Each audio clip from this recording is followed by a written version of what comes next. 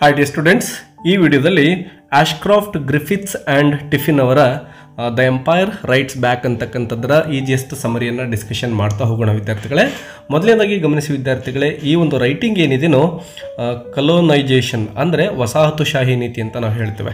ಅಂದರೆ ಹಿಂದಿನ ಕಾಲದಲ್ಲಿ ಅಂದರೆ ಸುಮಾರು 50 ಅಥವಾ 100 ವರ್ಷಗಳ ಹಿಂದೆ ಈ ಒಂದು ಯುರೋಪಿಯನ್ ರಾಷ್ಟ್ರಗಳು ಆಫ್ರಿಕಾದ ರಾಷ್ಟ್ರಗಳನ್ನು ಮತ್ತು ಏಷ್ಯಾದ ರಾಷ್ಟ್ರಗಳನ್ನು ತಮ್ಮ ವಸಾಹತುಗಳನ್ನಾಗಿ ಮಾಡಿಕೊಂಡಿರ್ತಾರೆ ಮತ್ತು ಆ ದೇಶಗಳಲ್ಲಿ ತಮ್ಮ ಭಾಷೆಯೇ ಶ್ರೇಷ್ಠ, ತಮ್ಮ ಸಂಸ್ಕೃತಿಯೇ ಶ್ರೇಷ್ಠ ಅನ್ನೋ ಅರ್ಥದಲ್ಲಿ ಇವರು ಬಿಂಬಿಸಿರ್ತಾರೆ ಮತ್ತು ಅಲ್ಲಿರ್ತಕ್ಕಂತಹ ಭಾಷೆಗಳನ್ನು ತುಳಿತಾರೆ, ಅಲ್ಲಿರ್ತಕ್ಕಂತಹ ಸಂಸ್ಕೃತಿಗಳನ್ನು ನಾಶ ಮಾಡ್ತಕ್ಕಂತಹ ಪ್ರಯತ್ನದಲ್ಲಿ ಈ ಯುರೋಪಿನ ರಾಷ್ಟ್ರಗಳು ತೊಡಗಿರ್ತವೆ. ಸೊ ಇಂತಹದ್ದರ ವಿರುದ್ಧವಾಗಿ ಆ ರಾಷ್ಟ್ರಗಳ ಕೆಲವೊಂದಿಷ್ಟು ರೈಟರ್ಸ್ ಏನು ಮಾಡ್ತಾರೆ, ಮುಂದೆ ಸ್ವಾತಂತ್ರ್ಯ ಸಿಕ್ಕ ನಂತರದಲ್ಲಿರ್ಬೋದು ಮತ್ತು ಅದೇ ಕಾಲದಲ್ಲಿರ್ಬೋದು ತಮ್ಮ ಸಂಸ್ಕೃತಿ ಭಾಷೆಗಳು ಶ್ರೇಷ್ಠ ಅಂತಕ್ಕಂಥದ್ದನ್ನು ತಮ್ಮ ಬರವಣಿಗೆಯಲ್ಲಿ ಬರಿತಾ ಹೋಗ್ತಾರೆ. ಅದನ್ನೇ ಇಲ್ಲಿ ದ ಎಂಪೈರ್ಸ್ ರೈಟ್ಸ್ ಬ್ಯಾಕ್ ಅಂತ ನಾವು ಈ ಒಂದು ಟಾಪಿಕಲ್ಲಿ ಡಿಸ್ಕಷನ್ ಮಾಡ್ತಾ ಹೋಗ್ತಾ ಇದ್ವಿ ವಿದ್ಯಾರ್ಥಿಗಳೇ. ಈ ವಿಡಿಯೋಗೆ ಒಂದು ಲೈಕ್ ಕೊಡೋದನ್ನು ಮರಿಬೇಡಿ ಮತ್ತು ಚಾನಲ್ಗೆ ಸಬ್ಸ್ಕ್ರೈಬ್ ಮಾಡಿಕೊಂಡ್ರೆ ಹೆಚ್ಚಿನ ಲೆಸನ್ಸ್ಗಳನ್ನು ನೀವು ಈಸಿಯಾಗಿ ಕಲೀಲಿಕ್ಕೆ ಸಾಧ್ಯ ಆಗುತ್ತೆ. ಬನ್ನಿ ಫಸ್ಟ್ ಪಾಯಿಂಟನ್ನು ನೋಡೋಣ.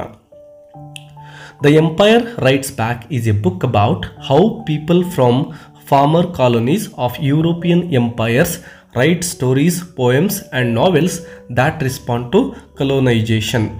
ಮೊದಲಿಗೆ ಹೇಳಿದಾಗೆ ಈ ಒಂದು ಆಳ್ವಿಕೆಗೆ ಒಳಪಟ್ಟಂತಹ ರಾಷ್ಟ್ರಗಳೇನಿರ್ತವೋ ಅಂದರೆ ಯುರೋಪಿನ ದೇಶಗಳ ಆಳ್ವಿಕೆಗೆ, ಸೊ ಅಲ್ಲಿರ್ತಕ್ಕಂತಹ ಜನಗಳು ಬರೀತಕ್ಕಂತಹ ಸ್ಟೋರಿ ಇರ್ಬೋದು, ಪೋಯಮ್ಸ್ ಇರ್ಬೋದು, ನಾವೆಲ್ಗಳಿರ್ಬೋದು, ಇವುಗಳನ್ನೇ ನಾವು ಇಲ್ಲಿ ನೋಡ್ತಾ ಇದ್ದೇವೆ. That was the respond. ಈ ಒಂದು ವಸಾಹತುಶಾಹಿ ನೀತಿಗೆ ಒಂದು ರೆಸ್ಪಾನ್ಸನ್ನು ಕೊಡ್ತಾ ಇದ್ದಾರೆ, ಪ್ರತಿಕ್ರಿಯೆಯನ್ನು ಕೊಡ್ತಾ ಇದ್ದಾರೆ ತಮ್ಮ ಬರವಣಿಗೆಗಳ ಮೂಲಕ. The authors Ashcroft, Griffiths and Tiffin wants to understand how these writers use literature to speak for themselves. ಈ ಒಂದು ರೈಟರ್ಸ್ ಏನಿದ್ದಾರೋ, ಈ ಒಂದು ವಸಾಹತುಶಾಹಿ ನೀತಿಗೆ ಒಳಗಾದಂತಹ ರೈಟರ್ಸ್ಗಳಿರ್ತಾರಲ್ವ, ಅವರು ಏನನ್ನ ಹೇಳ್ತಕ್ಕಂತಹ ಪ್ರಯತ್ನವನ್ನು ಮಾಡ್ತಾ ಇದ್ದಾರೆ ಅಂತಕ್ಕಂಥದ್ದನ್ನು ಇಲ್ಲಿ ನೋಡ್ತಾ ಇದ್ದೇವೆ ತಮ್ಮ ಬರವಣಿಗೆಗಳ ಮೂಲಕ. ತಮ್ಮ ಕುರಿತು ಇವರು ಬರೀತಾರೆ, ದೆಮ್ಸೆಲ್ವ್ಸ್ ಆ್ಯಂಡ್ ದೇರ್ ಕಲ್ಚರ್ಸ್, ತಮ್ಮ ಸಂಸ್ಕೃತಿಗಳ ಕುರಿತು ಇವರು ಬರವಣಿಗೆಯಲ್ಲಿ ಬರೀತಾರೆ. After years of being controlled or silenced, ಸುಮಾರು ವರ್ಷಗಳ ಕಾಲ ಇವರು ಯುರೋಪಿನ ರಾಷ್ಟ್ರಗಳ ಆಳ್ವಿಕೆಗೆ ಒಳಪಟ್ಟಿರ್ತಾರೆ. ಫಾರ್ ಎಕ್ಸಾಂಪಲ್, ನಮ್ಮ ಭಾರತ ದೇಶವನ್ನೇ ಬ್ರಿಟಿಷರು ಯಾವ ರೀತಿ ಕಂಟ್ರೋಲ್ ಮಾಡ್ತಾ ಇದ್ರು ಅಂತಕ್ಕಂಥದ್ದು ನಾವೆಲ್ಲ ಕೂಡ ಇತಿಹಾಸದಲ್ಲಿ ಓದಿದ್ದೇವೆ. ನಮ್ಮ ಹಕ್ಕುಗಳನ್ನು ಅವರು ಕಿತ್ಕೊಂಡಿರ್ತಾರೆ, ನಮ್ಮ ಭಾಷೆಗಳನ್ನು ತುಳಿತಾರೆ, ನಮ್ಮ ಸಂಸ್ಕೃತಿಯನ್ನು ನಾಶ ಮಾಡಲಿಕ್ಕೆ ಪ್ರಯತ್ನವನ್ನು ಮಾಡ್ತಾರೆ. ಸೊ ಇಂತಹದ್ದರ ವಿರುದ್ಧವಾಗಿ ಈ ರೈಟರ್ಸ್ ಬರಿತಾ ಇದ್ದಾರೆ. What is post colonialism? Post colonialism is the study of what happens to people and cultures after a country has been colonized. ವಸಾಹತುಶಾಹಿ ನೀತಿಗೆ ಏನು ಒಳಗಾಗಿರ್ತವೋ ಅಲ್ಲಿರ್ತಕ್ಕಂತಹ ಜನಗಳಿಗೆ ಏನಾಯಿತು ಮತ್ತು ಅವರ ಸಂಸ್ಕೃತಿ ಅಂತಕ್ಕಂಥದ್ದು ಯಾವ ರೀತಿ ತೊಂದರೆಗೆ ಒಳಗಾಯಿತು ಅಂತಕ್ಕಂಥದ್ದನ್ನು ನಾವು ಈ ಒಂದು ಪೋಸ್ಟ್ ಕಲೋನಿಯಲಿಸಮಲ್ಲಿ ಸ್ಟಡಿ ಮಾಡ್ತಾ ಹೋಗ್ತೇವೆ. Colonization is when powerful countries like Britain or France take over other places often by force. ನೋಡಿ, ಈ ಒಂದು ಯುರೋಪಿನ ರಾಷ್ಟ್ರಗಳು, ಬ್ರಿಟನ್ ಇರ್ಬೋದು ಅಥವಾ ಫ್ರಾನ್ಸ್ ಇರ್ಬೋದು ಅಥವಾ ಬೇರೆ ಬೇರೆ ರಾಷ್ಟ್ರಗಳಿರ್ಬೋದು, ಅವರೆಲ್ಲರೂ ಕೂಡ ಈ ಒಂದು ವಸಾಹತುಗಳನ್ನು ಯಾವ ರೀತಿ ವಶಪಡಿಸ್ಕೊಳ್ತಾರೆ ಅಂದರೆ ತಮ್ಮ ಒಂದು ಫೋರ್ಸಿಂದ ಒತ್ತಾಯ ಪೂರ್ವಕವಾಗಿ, ಅಂದರೆ ತಮ್ಮ ಒಂದು ಸೈನ್ಯ ಬಲವನ್ನು ಬಳಸಿ ಇವರು ವಶಪಡಿಸ್ಕೊಂಡಿರ್ತಾರೆ. After colonization ends, post-colonial writers try to make sense of their identity, language and culture through writing. ಸ್ವಾತಂತ್ರ್ಯ ಸಿಕ್ಕ ನಂತರದಲ್ಲಿ ಅಂದರೆ ಈ ಒಂದು ವಸಾಹತುಶಾಹಿ ನೀತಿಯಿಂದ ಮುಕ್ತವಾದಂತಹ ರಾಷ್ಟ್ರಗಳ ರೈಟರ್ಸ್ ಏನಿರ್ತಾರೋ ತಮ್ಮ ದೇಶದ ಒಂದು ಐಡೆಂಟಿಟಿ ಕುರಿತು, ತಮ್ಮ ದೇಶದ ಲ್ಯಾಂಗ್ವೇಜ್ ಕುರಿತು ಮತ್ತು ಸಂಸ್ಕೃತಿಗಳು ಎಷ್ಟೊಂದು ಶ್ರೇಷ್ಠ ಅಂತಕ್ಕಂಥದ್ರ ಕುರಿತು ಬರವಣಿಗೆಗಳನ್ನು ಬರಿತಾ ಇದ್ದಾರೆ ಈ ಒಂದು ಪೋಸ್ಟ್ ಕಲೋನೈಜೇಷನ್ ರೈಟಿಂಗ್ಸ್ಗಳಲ್ಲಿ. Who are these writers?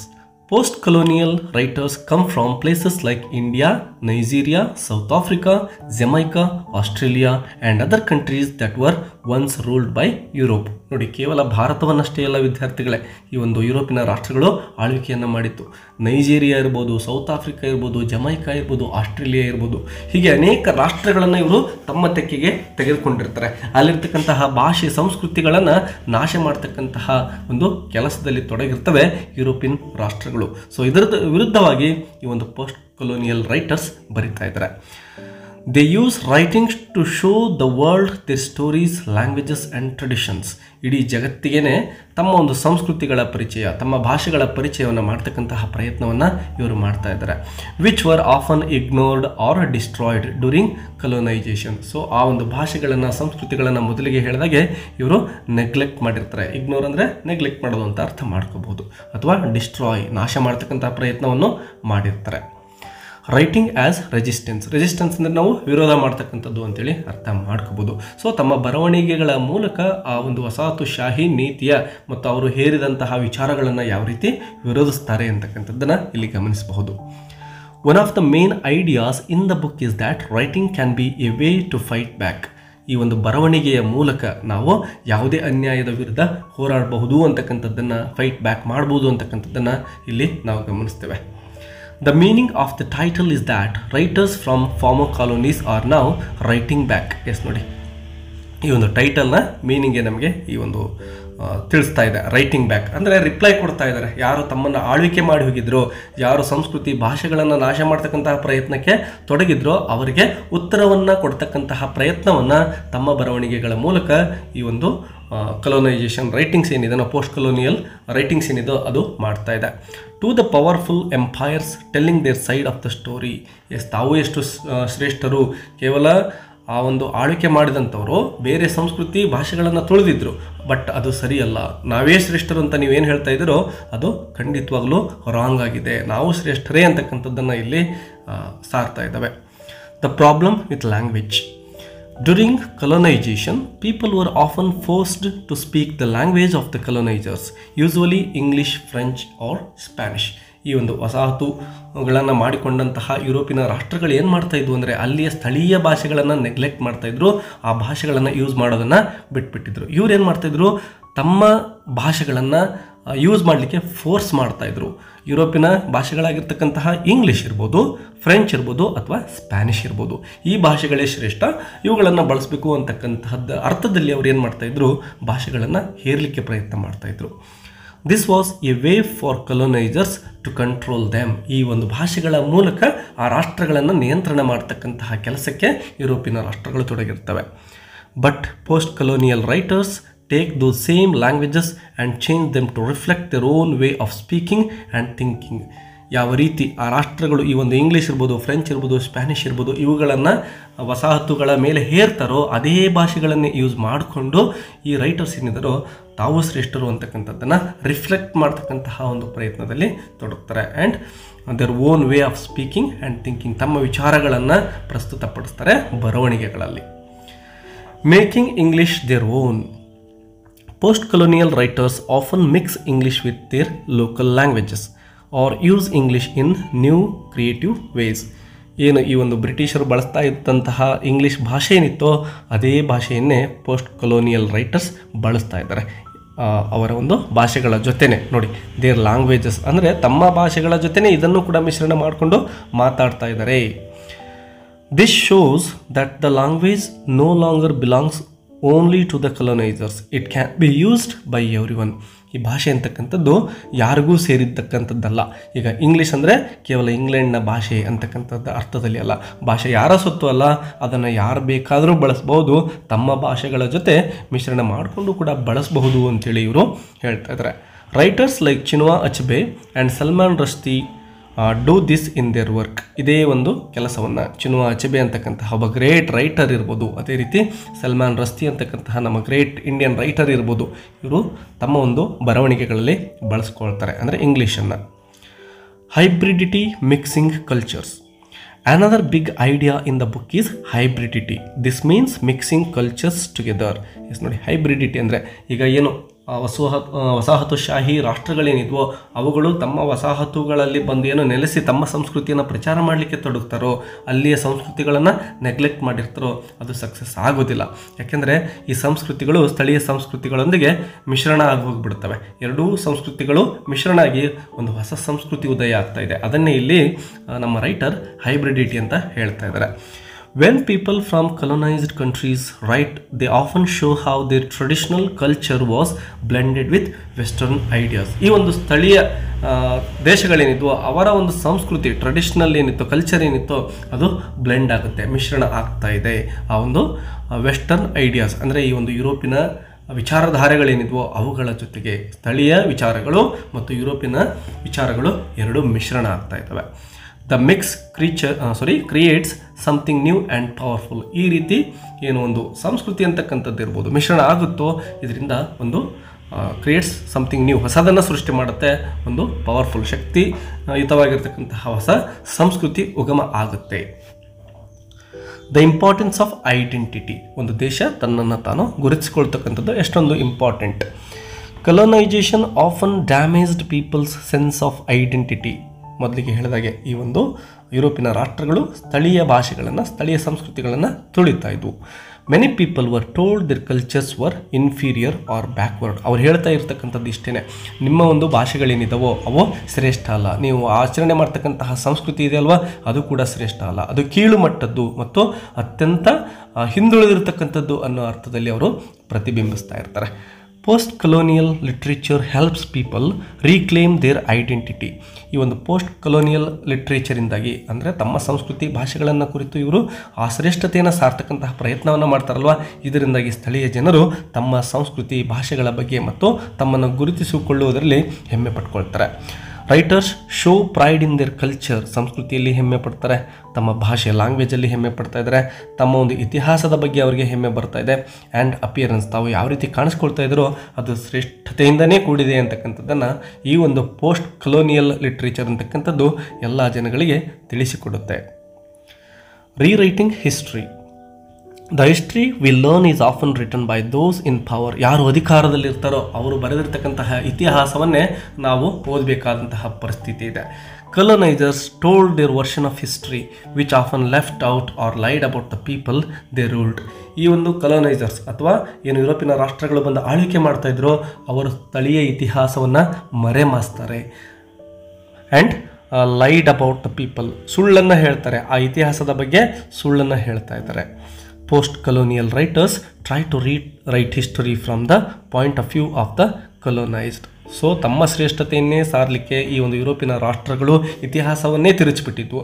ಈ ಒಂದು ಪೋಸ್ಟ್ ಕಲೋನಿಯಲ್ ರೈಟರ್ಸ್ ಬಂದ ನಂತರದಲ್ಲಿ ಆ ಒಂದು ಇತಿಹಾಸವನ್ನು ಮತ್ತೆ ಬರಿತಕ್ಕಂತಹ ಪ್ರಯತ್ನವನ್ನು ಮಾಡ್ತಾರೆ. ಸ್ಥಳೀಯ ಇತಿಹಾಸ ಎಷ್ಟೊಂದು ಶ್ರೇಷ್ಠವಾಗಿದೆ ಅದರ ಒಂದು ಪರಂಪರೆಯನ್ನು ಕುರಿತು ತಮ್ಮ ಬರವಣಿಗೆಯಲ್ಲಿ ಬರಿತಾ ಹೋಗ್ತಾರೆ. ಇದನ್ನು ಓದಿದಂತಹ ಜನಗಳಿಗೆ ತಮ್ಮ ಸಂಸ್ಕೃತಿ ಆಚಾರ ವಿಚಾರಗಳು ಅದರ ಬಗ್ಗೆ ಹೆಮ್ಮೆ ಬರುತ್ತೆ. Telling stories that var once ignored. ಈ ಒಂದು ಯುರೋಪಿನ ರಾಷ್ಟ್ರಗಳು ನೆಗ್ಲೆಕ್ಟ್ ಮಾಡಿದಂತಹ ಅಥವಾ ಮರೆಮಾಚಿದಂತಹ ಅನೇಕ ಸ್ಟೋರಿಗಳನ್ನು ಕಥೆಗಳನ್ನು ಇತಿಹಾಸವನ್ನು ಇವರು ತಮ್ಮ ರೈಟಿಂಗಲ್ಲಿ ಬಳಸ್ತಾರೆ. Nation and culture. ಒಂದು ದೇಶ ಮತ್ತು ಆ ದೇಶದ ಸಂಸ್ಕೃತಿ. After gaining independence many countries struggle to rebuild their national identity. ನೋಡಿ, ಆಫ್ಟರ್ ಗೇನಿಂಗ್ ಇಂಡಿಪೆಂಡೆನ್ಸ್ ಸ್ವಾತಂತ್ರ್ಯವನ್ನು ಪಡೆದುಕೊಂಡ ನಂತರದಲ್ಲಿ ಅನೇಕ ರಾಷ್ಟ್ರಗಳು ಸ್ಟ್ರಗಲ್ ಮಾಡ್ತಾ ಇದ್ದಾವೆ. ಯಾಕೆಂದರೆ ತಮ್ಮ ಒಂದು ನ್ಯಾಷನಲ್ ಐಡೆಂಟಿಟಿಯನ್ನು, ಫಾರ್ ಎಕ್ಸಾಂಪಲ್ ನಾವು ಭಾರತೀಯರು ಭಾರತ ದೇಶವನ್ನು ಒಂದು ರಾಷ್ಟ್ರವನ್ನಾಗಿ ನಾವು ಗುರುತಿಸಲಿಕ್ಕೆ ತುಂಬಾ ಕಷ್ಟಪಡಬೇಕಾಯಿತು ಆರಂಭದಲ್ಲಿ. ಯಾಕೆಂದರೆ ಬ್ರಿಟಿಷರು ಆ ರೀತಿಯಾಗಿರ್ತಕ್ಕಂಥ ಒಂದು ಇಲ್ಲಿ ವ್ಯವಸ್ಥೆಯನ್ನು ಸೃಷ್ಟಿ ಮಾಡಿ ಹೋಗಿರ್ತಾರೆ. What does it mean to be Indian, Kenyan or Caribbean after years of colonisation. ನೋಡಿ, ನಮ್ಮ ದೇಶದಲ್ಲೇ ಇದ್ದು ಭಾರತೀಯರೆಲ್ಲರೂ ಒಗ್ಗೂಡದಂತೆ ನೋಡ್ಕೊಂಡಿದ್ರು. ಅಷ್ಟೇ ಅಲ್ಲ, ಕೀನ್ಯಾ ಇರ್ಬೋದು, ಕೆರಿಬಿಯನ್ ಅಂದರೆ ವೆಸ್ಟ್ ಇಂಡೀಸ್ ಅಂತ ಕರಿತೀವಿ, ಇಂಥ ಅನೇಕ ರಾಷ್ಟ್ರಗಳನ್ನು ತಮ್ಮ ಒಂದು ತೆಕ್ಕಿಗೆ ತೆಗೆದುಕೊಂಡು ಆ ದೇಶಗಳ ಐಡೆಂಟಿಟಿಯನ್ನು ಇವರು ಮುಚ್ಚಿಬಿಟ್ಟಿದ್ರು ಅಂತಲೇ ಹೇಳ್ಬೋದು. Literature became an important way to explore these questions and create a shared culture.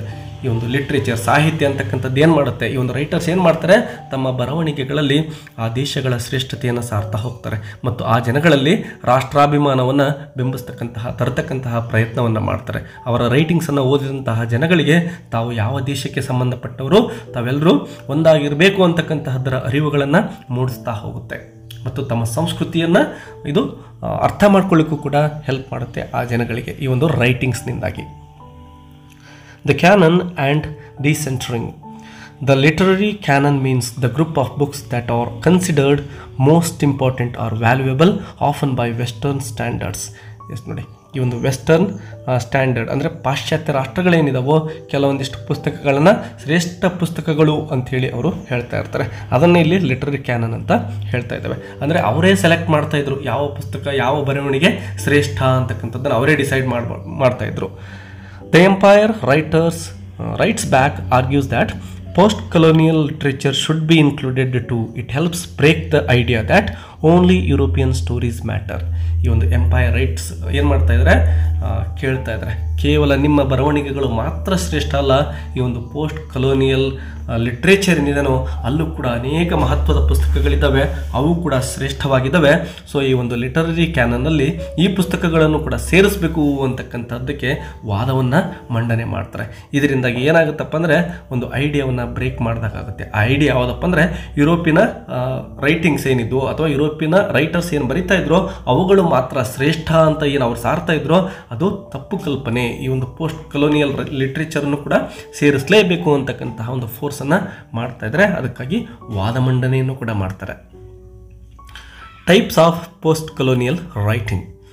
Post colonial writing includes many different types: novels, poetry, drama, essays. Post colonial writing ಕೂಡ ಅನೇಕ ಒಂದು ಸಾಹಿತ್ಯದ ಪ್ರಕಾರಗಳಲ್ಲಿ ಬರೆಯಲ್ಪಟ್ಟಿದೆ. ಕಾದಂಬರಿಗಳಿರ್ಬೋದು, ಪೊಯೆಟ್ರಿ ಇರ್ಬೋದು, ನಾಟಕಗಳಿರ್ಬೋದು ಅಥವಾ ಪ್ರಬಂಧಗಳಿರ್ಬೋದು, ಅಂತಹ ಬೇರೆ ಬೇರೆ ಪ್ರಕಾರದಲ್ಲಿ ಈ ಒಂದು ಪೋಸ್ಟ್ ಕಲೋನಿಯಲ್ ರೈಟಿಂಗ್ ಬರೆಯಲ್ಪಡುತ್ತೆ. These works often explore topics like racism. ನೋಡಿ, ಈ ಒಂದು ಟಾಪಿಕ್ಸ್ಗಳಲ್ಲಿ ಅಥವಾ ಈ ಒಂದು ಪುಸ್ತಕಗಳಲ್ಲಿ ಯಾವುದರ ಬಗ್ಗೆ ಚರ್ಚೆ ಮಾಡಲಾಗುತ್ತೆ ಅಂದರೆ ರೇಸಿಸಮ್ ಬಗ್ಗೆ, ನಮ್ಮ ಜನಾಂಗ ಶ್ರೇಷ್ಠ, ನೀವು ಕೀಳು, ಈ ರೀತಿಯ ಒಂದು ಪರಿಕಲ್ಪನೆ ಏನಿದ್ವೋ ಅವೆಲ್ಲವನ್ನು ಕುರಿತು ಇಲ್ಲಿ ಬರೆಯಲ್ಪಡ್ತವೆ. ಎಕ್ಸೈಲ್ ಅಂದರೆ ಎಷ್ಟೋ ಜನಗಳು ಹೋರಾಟ ಮಾಡಿ ಜೈಲು ಪಾಲಾಗಿರ್ತಾರೆ ಅಥವಾ ಗಡಿಪಾರಾಗಿರ್ತಾರೆ, ನೋವನ್ನು ಅನುಭವಿಸಿರ್ತಾರೆ, ಅಂತಹದ್ದರ ಕುರಿತು, ಕಷ್ಟಗಳ ಕುರಿತು ಬರೀತಾರೆ. ಮೆಮೊರಿ, ತಮ್ಮ ಒಂದು ಸಂಸ್ಕೃತಿ ಭಾಷೆಗಳ ಇತಿಹಾಸದ ಒಂದು ಮೆಮೊರಿ ಬಗ್ಗೆ ಬರೀತಾರೆ. ಕಲ್ಚರಲ್ ಪ್ರೈಡ್, ಸಂಸ್ಕೃತಿ ಎಷ್ಟೊಂದು ಶ್ರೇಷ್ಠ ಅಂತಕ್ಕಂಥದ್ರ ಬಗ್ಗೆ ಬರೀತಾರೆ. ರೆಜಿಸ್ಟೆನ್ಸ್, ಯಾವ ರೀತಿ ಆ ಒಂದು ವ್ಯವಸ್ಥೆಯ ವಿರುದ್ಧ ಹೋರಾಟ ಮಾಡಲಾಯಿತು ಅಂತಕ್ಕಂಥದ್ರ ಬಗ್ಗೆ ಬರೀತಾರೆ. ಆ್ಯಂಡ್ ರೀಬಿಲ್ಡಿಂಗ್ ಆಫ್ಟರ್ ಟ್ರೋಮಾ, ಬಹಳಷ್ಟು ನೋವನ್ನು ಅನುಭವಿಸಿದ ನಂತರದಲ್ಲಿ, ತುಳಿತಕ್ಕೆ ಒಳಗಾದ ನಂತರದಲ್ಲಿ ಮತ್ತೆ ತಮ್ಮ ದೇಶ, ಭಾಷೆಗಳ ಸಂಸ್ಕೃತಿಯನ್ನು ಎತ್ತಿ ಹಿಡಿತಕ್ಕಂತಹ ಅಥವಾ ರೀಬಿಲ್ಡ್ ಮಾಡ್ತಕ್ಕಂತಹ ಕೆಲಸದಲ್ಲಿ ಈ ಒಂದು ಪೋಸ್ಟ್ ಕೊಲೋನಿಯಲ್ ರೈಟಿಂಗ್ ತೊಡಗುತ್ತೆ. English as a global language. The authors discuss how English is now a global language, not just British. ಈ ಒಂದು ರೈಟಿಂಗಲ್ಲಿ ನಮ್ಮ ರೈಟರ್ಸ್ ಏನು ಮಾಡ್ತಾ ಇದ್ದಾರೆ, ಇಂಗ್ಲೀಷ್ ಅಂತಕ್ಕಂಥದ್ದು ಕೇವಲ ಬ್ರಿಟಿಷರ ಲ್ಯಾಂಗ್ವೇಜ್ ಅಲ್ಲ, ಇದೊಂದು ಗ್ಲೋಬಲ್ ಲ್ಯಾಂಗ್ವೇಜ್ ಅಂತಕ್ಕಂಥದ್ದನ್ನು ಕುರಿತು ಡಿಸ್ಕಸ್ ಮಾಡ್ತಾ ಇದ್ದಾರೆ. People around the world speak and write in English in their own ways. ಜಗತ್ತಿನ ಮೂಲೆ ಮೂಲೆಯಲ್ಲೂ ಜನಗಳು ಈಗ ಇಂಗ್ಲೀಷ್ನಲ್ಲಿ ಬರವಣಿಗೆ ಮಾಡ್ತಕ್ಕಂತಹ ಪ್ರಯತ್ನವನ್ನು ಮಾಡ್ತಾರೆ, ಇಂಗ್ಲೀಷಲ್ಲಿ ಮಾತನಾಡ್ತಕ್ಕಂತಹ ಪ್ರಯತ್ನವನ್ನು ಮಾಡ್ತಾ ಇದ್ದಾರೆ. ಹಾಗಾಗಿ ಇದು ಕೇವಲ ಬ್ರಿಟಿಷರ ಭಾಷೆ ಅಲ್ಲ, ಇದು ಜಗತ್ತಿನ ಭಾಷೆ ಅಂತ ಹೇಳ್ತಾ ಇದ್ದಾರೆ. This means that literature in English no longer belongs to just Britain. ಯಾವ ರೀತಿ ಇಂಗ್ಲೀಷ್ ಅಂತಕ್ಕಂಥದ್ದು ಬ್ರಿಟಿಷರ ಭಾಷೆ ಮಾತ್ರವಲ್ವೋ, ಅದೇ ರೀತಿ ಇಂಗ್ಲೀಷ್ ಲಿಟ್ರೇಚರ್ ಅಂತಕ್ಕಂಥದ್ದು ಏನಿದೆನೋ ಇದು ಕೂಡ ಕೇವಲ ಬ್ರಿಟನ್ಗೆ ಮಾತ್ರ ಸಂಬಂಧಪಟ್ಟಿದ್ದಲ್ಲ. It shaped by many cultures. ಬೇರೆ ಬೇರೆ ಸಂಸ್ಕೃತಿಗಳಿಂದ ಅದು ಒಂದು ರೂಪವನ್ನು ತಾಳಿದೆ, ಒಂದು ಶೇಪ್ ಆಗಿದೆ ಅಂತಕ್ಕಂಥದ್ದನ್ನು ಹೇಳ್ತಾ ಇದ್ದಾರೆ. Challenges and debates. There are debates in post colonial studies.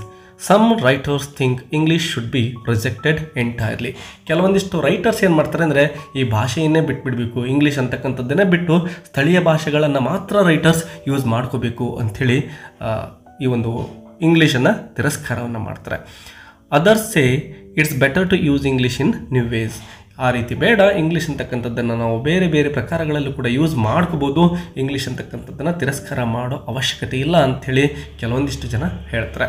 Some believe post colonial literature should try to be part of world literature. ಈ ಒಂದು ಪೋಸ್ಟ್ ಕೊಲೋನಿಯಲ್ ಲಿಟ್ರೇಚರ್ ಏನಿದೆನೋ ಇದು ಕೂಡ ಜಗತ್ತಿನ ಒಂದು ಸಾಹಿತ್ಯದಲ್ಲಿ ಸೇರ್ಕೋಬೇಕು. While others think it should remain separate and unique. ಕೆಲವೊಂದಿಷ್ಟು ಜನ ಹೇಳ್ತಾರೆ ಇದು ವರ್ಲ್ಡ್ ಲಿಟ್ರೇಚರಲ್ಲಿ ಸೇರಬೇಕು ಅಂತ, ಬಟ್ ಇನ್ನೊಂದಿಷ್ಟು ಜನ ಹೇಳ್ತಾರೆ ಇದು ಸೆಪ್ರೇಟಾಗಿ ಇರಬೇಕು, ಪೋಸ್ಟ್ ಕೊಲೋನಿಯಲ್ ಲಿಟ್ರೇಚರ್ ಅಂತಕ್ಕಂಥದ್ದೇ ಸಪ್ರೇಟ್ ಆಗಿರಬೇಕು, ಅದೊಂದು ಯೂನಿಕ್ ಆಗಿರ್ತಕ್ಕಂಥದ್ದು ಅಂತೇಳಿ ತಮ್ಮ ವಾದವನ್ನು ಮಂಡನೆ ಮಾಡ್ತಾ ಇದ್ದಾರೆ. The power of story.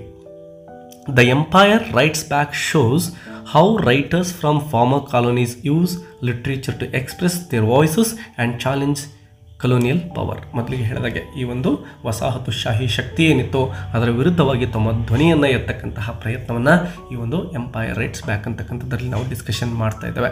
ಮತ್ತು ಈ ಒಂದು ಪೋಸ್ಟ್ ಕಲೋನಿಯಲ್ ರೈಟರ್ಸ್ ತಮ್ಮ ಧ್ವನಿ ಎತ್ತಲಿಕ್ಕೆ ಪ್ರಯತ್ನವನ್ನು ಮಾಡ್ತಾರೆ. It explains how language, identity and history were controlled during colonisation but are now being reclaimed. ಮೊದಲಿಗೆ ಯಾವ ರೀತಿ ಭಾಷೆ ಮತ್ತು ಇತಿಹಾಸಗಳು ಕಂಟ್ರೋಲ್ಗೆ ಒಳಗಾಗಿದ್ವು, ಈಗ ಮತ್ತೆ ಅವು ಏನಾಗಿದ್ದಾವೆ, ವಾಪಸ್ ಮರಳಿದ್ದಾವೆ. ಆಯಾ ದೇಶಗಳು ತಮ್ಮ ಒಂದು ಭಾಷೆ ಸಂಸ್ಕೃತಿಗಳ ಬಗ್ಗೆ ಒಂದು ಅಭಿಮಾನವನ್ನು ಬೆಳೆಸ್ಕೊಂಡಿದ್ದಾರೆ. These writers adapt English to reflect their own cultures and experiences. ತಮ್ಮ ಸಂಸ್ಕೃತಿಯನ್ನು, ತಮ್ಮ ಒಂದು ಅನುಭವಗಳನ್ನು ತಮ್ಮ ರೈಟಿಂಗಲ್ಲಿ ಬಳಸಿದ್ದಾರೆ. ಇನ್ನು ಕನ್ಕ್ಲೂಷನ್ ಪಾರ್ಟ್ ವಿದ್ಯಾರ್ಥಿಗಳೇ, The book highlights the importance of storytelling in rebuilding pride and self-understanding after colonization. Post-colonial writers are not just reacting to colonization, they are building something new. ಹೊಸದನ್ನು ನಿರ್ಮಾಣ ಮಾಡ್ತಕ್ಕಂತಹ ಕೆಲಸದಲ್ಲಿ ಈ ಪೋಸ್ಟ್ ಕಲೋನಿಯಲ್ ರೈಟರ್ಸ್ ತೊಡಗಿದ್ದಾರೆ ಅಂತಲೇ ಹೇಳಬಹುದು. Through literature, they create space for their voices, identities and cultures to grow and be heard. ಒಂದು ಸಂಸ್ಕೃತಿಯ ಬೆಳವಣಿಗೆಯಲ್ಲಿ ತಮ್ಮದೇ ಆಗಿರ್ತಕ್ಕಂತಹ ಒಂದು ಪಾರ್ಟನ್ನು ಇವರು ಹೊಂದಿದ್ದಾರೆ. In the end it proves that literature is a powerful way to resist, heal and create new cultural identities. Yes ವಿದ್ಯಾರ್ಥಿಗಳೇ, ಈ ರೀತಿ ಒಂದು ಪೋಸ್ಟ್ ಕಲೋನಿಯಲ್ ಲಿಟ್ರೇಚರ್ ಎಷ್ಟೊಂದು ಇಂಪಾರ್ಟೆನ್ಸನ್ನು ಪಡೆದುಕೊಂಡಿದೆ ಮತ್ತು ಆಯಾ ದೇಶಗಳು ತಮ್ಮ ಸಂಸ್ಕೃತಿ, ಭಾಷೆ ಮತ್ತು ಅಲ್ಲಿರ್ತಕ್ಕಂತಹ ಸಂಪ್ರದಾಯಗಳು ಮತ್ತು ಒಂದು ರಾಷ್ಟ್ರೀಯತೆಯನ್ನು ಯಾವ ರೀತಿ ಎತ್ತಿ ಹಿಡಿದ್ರು ತಮ್ಮ ರೈಟಿಂಗ್ಸ್ ಮೂಲಕ ಅಂತಕ್ಕಂಥದ್ರ ಬಗ್ಗೆ ಈ ಒಂದು ರೈಟಿಂಗಲ್ಲಿ ನಾವು ಗಮನಿಸ್ತೇವೆ ವಿದ್ಯಾರ್ಥಿಗಳೇ. Don't forget to hit the like button. ಮತ್ತು ಯಾವುದಾದ್ರೂ ಲೆಸನ್ ಬೇಕು ಅಂದರೆ ಕಮೆಂಟ್ ಬಾಕ್ಸಲ್ಲಿ ಟೈಟಲನ್ನು ಕಮೆಂಟ್ ಮಾಡಿ ವಿದ್ಯಾರ್ಥಿಗಳೇ. All the best.